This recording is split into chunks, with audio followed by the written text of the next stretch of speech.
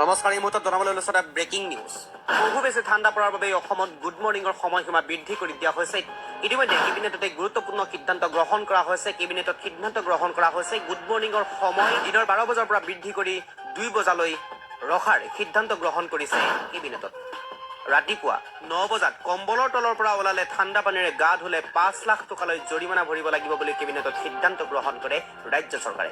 আৰু গা ধুই অহা মানুহে, গা নোধোৱা মানুহ এজনক চুই দিলে গা নোধোৱা মানুহজনক গা ধোৱা বুলি ধৰা হ'ব। আৰু যদিহে আপুনি গা ধোৱা নাই তেনেহ'লে গা ধোৱা মানুহ এজনক আপুনি চুই দিলেই গা ধোৱা বুলি ধৰা হ'ব। আৰু এই সিদ্ধান্ত এতিয়া লৈছে ৰাজ্যিক কেবিনেটে। গা নোধোৱা মানুহজনক গা ধোৱা বুলি ধৰা হ'ব তেতিয়াহে যেতিয়া গা ধোৱা মানুহ এজনৰ ওচৰত বহিব অথবা গাত চুই দিব। আমি জনাইছোঁ এই গুৰুত্বপূৰ্ণ খবৰটো। গুড মৰ্ণিঙৰ সময়সীমা বৃদ্ধি কৰিছে ৰাজ্যিক কেবিনেটে। 12 বজাৰ পৰিৱৰ্তে 2 বজালৈ জাৰি কৰিছে গুড মৰ্ণিঙৰ সময়সীমা। ৰাতিপুৱা 9 বজাত কম্বলৰ তলৰ পৰা ওলালে ঠাণ্ডা পানীৰে গা ধুলে 5 লাখ টকালৈ জৰিমনা ভৰিব লাগিব পাৰে আপুনি। আৰু এই সিদ্ধান্ত এতিয়া গ্ৰহণ কৰিছে ৰাজ্যিক কেবিনেটে। গা ধুই অহা মানুহে গা নোধোৱা মানুহ এজনক চুই দিলে গা নোধোৱা মানুহজনক গা ধোৱা বুলি ধৰা হ'ব।